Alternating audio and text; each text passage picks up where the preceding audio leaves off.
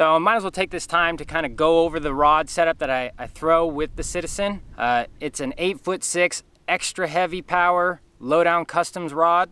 It's paired with a 401 Calcutta Conquest, 20-pound Seagar Braze X. It's fluorocarbon. Then I have the DRT Varial handle. It's got the big smooth knobs on it. Such a dream to fish this. It gives you an extra power. You have full confidence that you're going to be able to get that fish to the boat.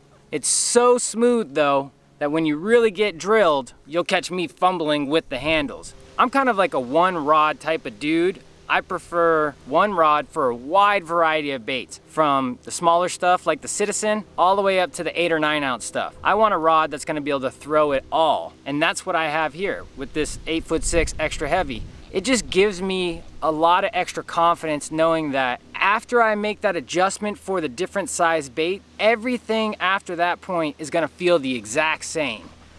Getting bit, setting the hook, playing the fish out, it's all gonna feel relatively the same because it's the same rod. I'm not having to make adjustments because now I'm on a medium heavy or a heavy. It's just all extra heavy power controlling the fish. I prefer this rod because it has a soft enough tip that I can still make pretty accurate casts with even the light stuff. You know, I gotta make some adjustments there, whether I'm releasing earlier or releasing later, all depends on the bait. But again, once I make those adjustments and I start making regular casts, I pretty much dial in, okay, this is the feel of it right here, and then from then out, it's the same thing, no changes. Once the bait splashes down, the power of the rod really doesn't matter again until you set the hook. It has great sensitivity and all the power I'm gonna need to really drive home the hook on some big soft baits.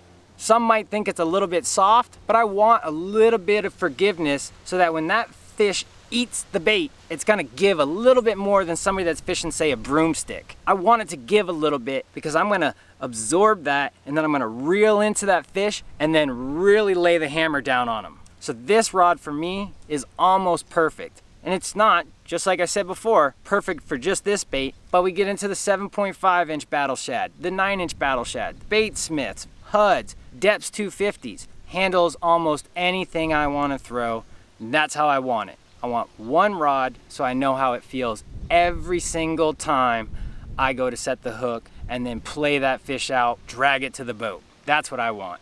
I prefer a traditional wrap. I know a lot of guys are into like the spiral, the down wraps, whatever the actual language is for that style of wrapping the guides. That's great. Everybody has their own thing. I just really prefer top guides because I think it looks great. It's that simple. I like the way it looks. I think the other style of wrapping performs just as well. Maybe there's some arguments that it performs better. You're not gonna sell me on that. So this is what I want. I want it top. So there you have it. That's my setup. If you have any questions, throw them down there in the comments. I'll do my best to answer them. And until next time, take the time to subscribe.